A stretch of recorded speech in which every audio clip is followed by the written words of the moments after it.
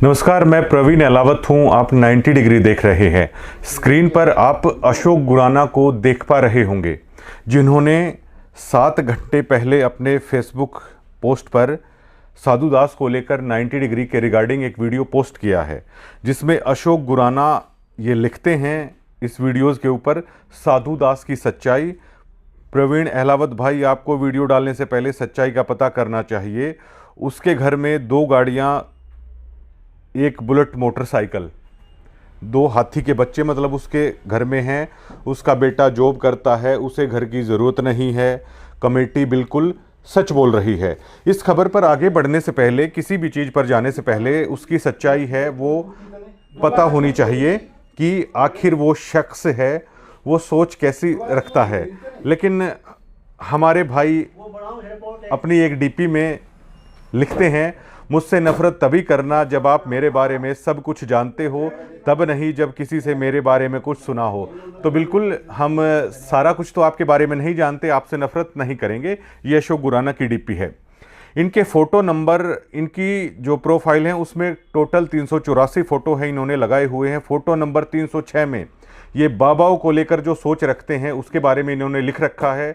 बाबा राम रहीम को गालियाँ दे लो या आसाराम को, उन मूर्ख महिलाओं को भी कुछ बोलो जो बाबा बाबा करके चरण दबाने लगती हैं। फिर बाबा का दिल आ जाता है।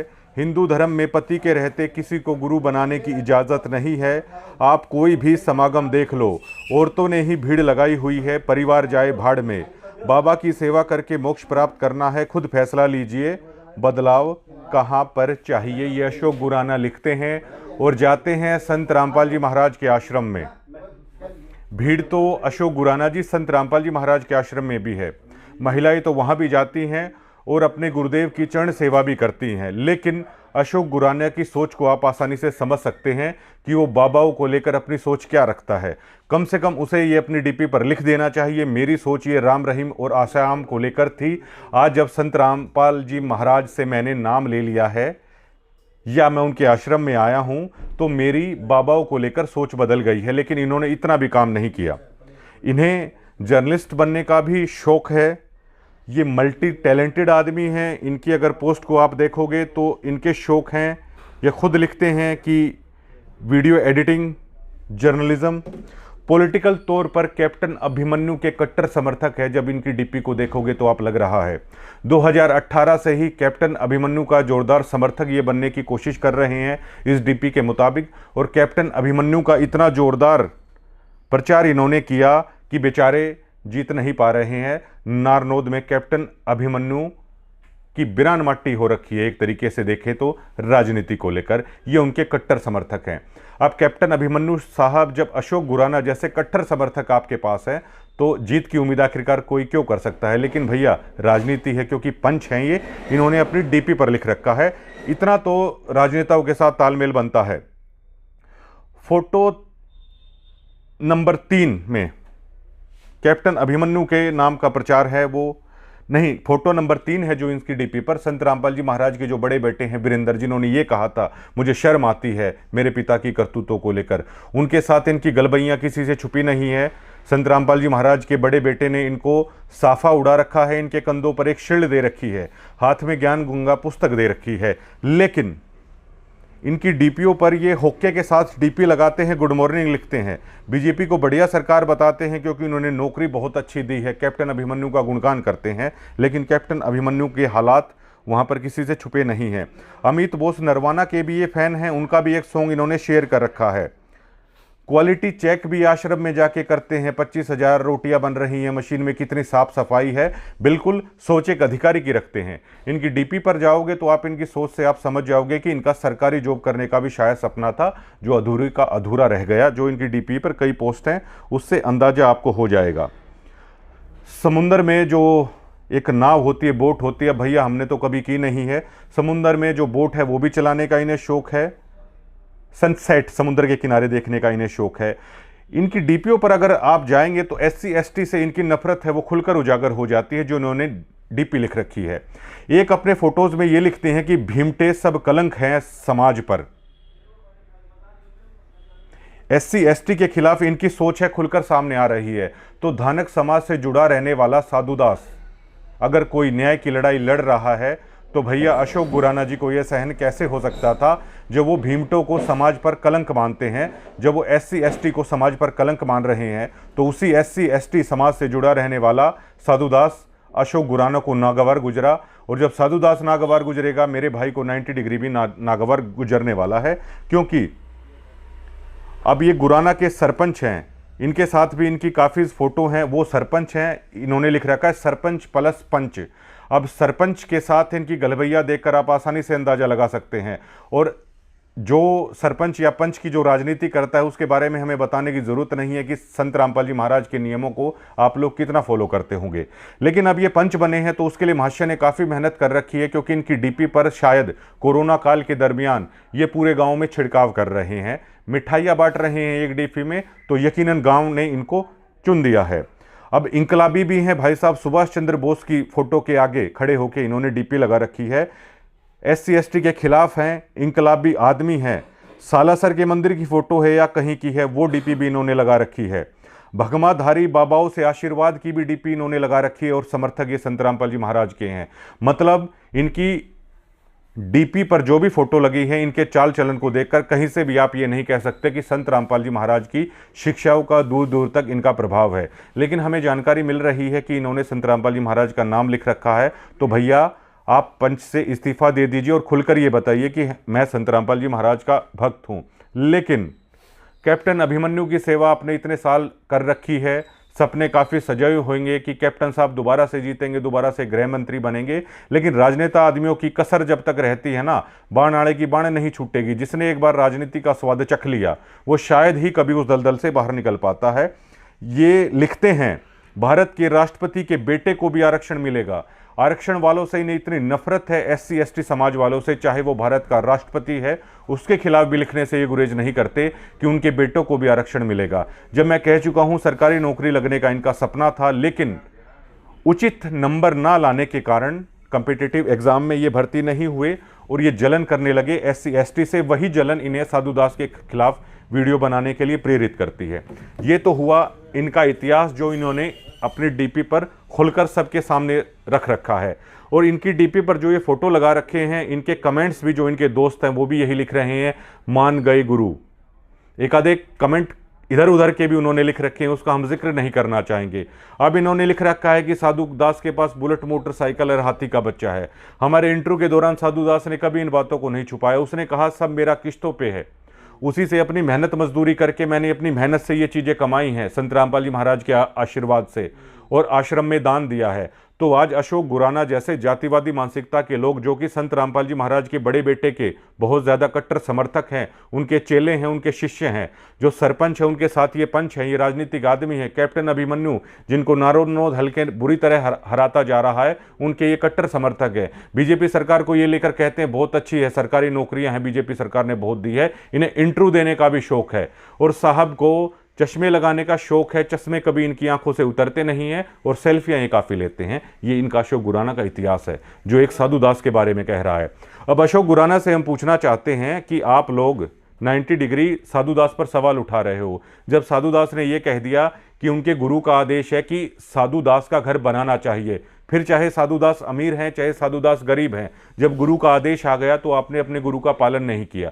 चलिए आप लोग कह रहे हो कि साधु दास के पास ये है, उसे घर की जरूरत नहीं है, तो डिग्गल गांव में तो हजारों करोड़ों रुपए के अशोक गुराना जी बहुत सारे आदमी हैं, तो डिग्गल गांव को आपने पानी का वाटर कूलर का दे दिया। 25 लाख रुपए डिग्गल वालों के सामने क्या है, कुछ भी नहीं है।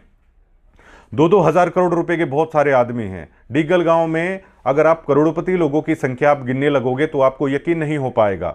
तो आपके आश्रम ने डिग्गल गांव में वाटर कूलर क्यों दे दिया? क्या डिग्गल गांव तिसाया मर रहा था आपके वाटर कूलर के कारण? आप लोग कहीं पर करोड़ों करोड़ों रुपए के स्टेडियम बना रहे हो, क्या सरकार वो स्टेडियम नहीं बना सकती है? क्या आपने उनसे सवाल नहीं किया कि हम स्टेडियम क्यों बनाए, सरकार स्टेडियम क्यों नहीं बना रही है? आप बीजेपी को अच्छा बताते हो, आप ये कहते क्यों नहीं कि ये स्टेडियम तो बीजेपी बनाएगी? जाट समाज को लेकर बार बार सतलोक आश्रम की तरफ से दावा किया जाता है, मीडिया में कहा जाता है 5वां फ्लोर हमने जाट भवन का बनवा दिया है। क्यों? जाटों को आपके पैसों की जरूरत है क्या? आरक्षण के दौरान क्या जाटों ने आपसे मदद मांगी थी क्या कि संत रामपाल जी महाराज के अनुयायी हमारे यहाँ पर मदद करने के लिए आइए? जाटों ने अपनी लड़ाई अपने दम पर लड़ी, जाट समाज ने बहुत सारा चंदा दिया, लेकिन जब भी जिक्र होता है सतलोक आश्रम की तरफ से जाट समाज को लेकर हमने इस तरह का समर्थन किया। क्यों? जाट समाज आपके बिना क्या सुना फिर रहा था? जाट समाज के हर व्यक्ति ने अपने समाज के लिए उस दरमियान है वो दिल खोल कर चंदा दिया था, लेकिन वो कभी इस बात को दोहराता नहीं है, आपकी तरह कभी इस चीज़ का जिक्र नहीं करता है।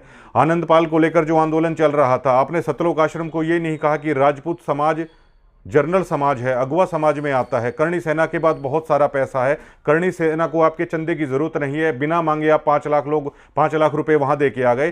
तब आपने सतलोक आश्रम को क्यों नहीं कहा कि उन्हें क्या जरूरत है? आपने संत रामपाल जी महाराज के बेटों को लेकर कभी नहीं कहा, जब रोहतक में उनका इतना अच्छा मकान था, 500 गज की कोठियां हिसार में उन लोगों ने क्यों बना ली? आपने संत रामपाल जी महाराज के बेटों को कभी ये क्यों नहीं कहा कि जब i20 कार से चला जाता है तो फॉर्च्यूनर तुरंत से आप लोग क्यों बदल लेते हो? इतनी महंगी महंगी गाड़ियों में क्यों घूमते हो? आपने संत रामपाल जी महाराज के बेटों को नहीं कहा, जब धनाना में गुरुजी ने बहुत अच्छा मकान उनके लिए छोड़ रखा था, जो उनका पैतृक घर था, उसकी बजाय क्यों उन लोगों ने रोहतक में मकान बनाया? क्यों उन लोगों ने हिसार में मकान बनाया? क्यों आश्रम के अंदर इतना शानदार महल गुरुजी के नाम पे बनाया जा रहा है? और संत रामपाल जी महाराज जेल से अभी आए नहीं हैं, और ये भी नहीं है कि वो कब तक आएंगे। उनके नाम से आपने भक्तों से मजदूरी करवा के 5 मंजिला मकान है वो आश्रम के अंदर आपने लगा दिया। संत रामपाल जी महाराज का एक बेटा साधुदास जिसका मकान जल गया है, संत रामपाल जी महाराज का एक बेटे का मकान जल गया है, उसके पास मकान नहीं है। क्या संत रामपाल जी महाराज उस महलों के अंदर रहेंगे जब उसका एक बेटा परेशान हो रखा है? संत रामपाल जी महाराज कभी भी ऐसा नहीं करेंगे। और संत रामपाल जी महाराज का जो पूरा जीवन रहा है महाशय, एक कुटिया के अंदर करोथा आश्रम में रहते थे, उसके बाद महाराज जी बरवाला में भी एक कमरे के अंदर ही रहते थे, और अब जेल के अंदर जो संत रामपाल जी महाराज कहते हैं ना, घर तो वो 3.5 हाथ, ज़्यादा से ज़्यादा 3.25, आज भी 3.25 हाथ की जगह में वो रह रहे हैं। लेकिन आपने ये सवाल कभी भी संत रामपाल जी महाराज के परिवार पर नहीं उठाया, उस मैनेजमेंट पर नहीं उठाया। 11 साल पहले जिनको खाने के लाले पड़े हुए थे, लेकिन वो आज आलीशान गाड़ियों में घूम रहे हैं, आलीशान महलों में घूम रहे हैं। लेकिन एक धानक समाज से जुड़ा हुआ व्यक्ति जब सच बता रहा है तो अशोक गुराना की जातिवादी मानसिकता उठकर निकलकर सामने आती है, और वो खड़ा हो जाता है। संत रामपाल जी महाराज के बड़े बेटे वीरेंद्र ने जैसा उसे कहा वो कह रहा है, और आपने आपकी डीपियां काफ़ी सारी चीज़ें हैं वो बता रही हैं। तो आप उनसे भी सवाल कीजिए, क्या जाट समाज को आपके 1 करोड़ रुपए के चंदे की ज़रूरत है क्या? क्या जाट समाज सक्षम नहीं है क्या?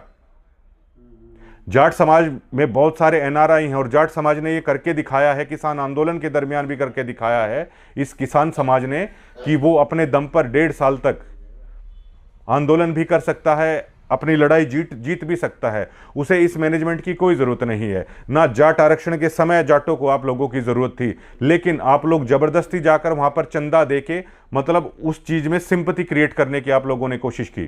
तब आपने नहीं कहा जाट समाज तो पूरा सक्षम है, जाट समाज तो पूरा अमीर समाज है, ताकतवर समाज है। तब आपने ये सवाल नहीं उठाया जब एक धानक बिरादरी से और संत रामपाल जी महाराज का बेटा संत रामपाल जी महाराज ने आदेश दे दिया, तब आपको दिक्कत हो गई। आपने किलोई के अंदर 30-40 लाख रुपए मैनेजमेंट लगा रही है स्टेडियम के तौर पर, आपने तब नहीं कहा कि स्टेडियम बनाना तो सरकार का काम है। धनाना के अंदर बैडमिंटन का स्टेडियम बनाया गया, आपने तब ये नहीं कहा ये तो सरपंचों का काम है, ये तो सरकार का काम है, और बीजेपी का आप समर्थक करते हैं। और 90 डिग्री पर आप सवाल उठाते हैं कि निष्पक्षता नहीं है। अब भैया संत रामपाल जी महाराज के बड़े बेटे ने आपको साफा उड़ा दिया है, आपको शील्ड देती है, ये बहुत बड़ी बात है।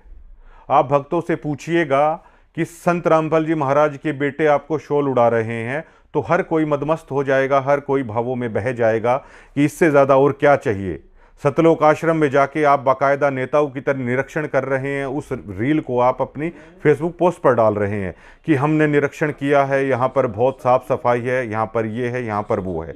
लेकिन अशोक गुराना जी हमें लिख रहा है, हमें लग रहा है कि आपने लाइफ में जो कुछ हासिल किया है शायद वो थोड़ा सा अधूरा रह गया है। आपकी नेतागिरी की झलक भी हमें आप में दिखती है, और आन उपासना की झलक भी आपकी पोस्टों में हमें दिखती है, जातिवादी मानसिकता भी हमें आपकी पोस्टों में दिखती है, और एक ठोर ठिकाने के आप नहीं रहने वाले हो ये भी सोच हमें दिखती है। क्योंकि कभी आप संत रामपाल जी महाराज के समर्थक बन जाते हो, कभी आश्रमों में जाने वाली महिलाओं को लेकर आप इस तरह की टिप्पणियां कर रहे हो, तो आपको होमवर्क करना होगा। और अगर आपने संत रामपाल जी महाराज से नाम ले लिया है तो इस तरह की जो आन उपासना की फ़ोटो है, इस तरह समुंदर किनारे जो आप सैर कर रहे हैं, ये महाराज जी के नियमों के खिलाफ है। इन पोस्टों को आप हटाइए। पंच जो आपने लिख रखा है, आप उस पद से इस्तीफा दे दीजिए। ज्ञान गंगा जो आपने हाथ में ले रखी है, आप आज तक आपको उस ज्ञान गंगा का ज्ञान आखिरकार क्यों नहीं हुआ है? आप राजनीति भी कर रहे हैं महाशय, आप कैप्टन अभिमन्यु के कट्टर समर्थक भी बने हुए हैं, आप जातिवादी भी बने हुए हैं, आप महिलाओं के खिलाफ भी बने हुए हैं, आप भारत का जो प्रथम पद होता है राष्ट्रपति, उस तक के खिलाफ लिखने से आप गुरेज नहीं कर रहे हैं। और आप सवाल उठा रहे हैं 90 डिग्री को लेकर, साधु दास को लेकर। ना यहाँ पर 90 डिग्री गलत है, ना यहाँ पर साधु दास गलत है। गलती सिर्फ एक ये है कि आप उन्हीं डिक्टेटरों के साथ मिल गए हो, आप उसी मैनेजमेंट के साथ मिल गए हो जिस मैनेजमेंट की कारगुजारी का ये परिणाम है कि लाखों करोड़ों के जो तारणहार हैं संत रामपाल जी महाराज, वो जेल के अंदर हैं। शुक्रिया।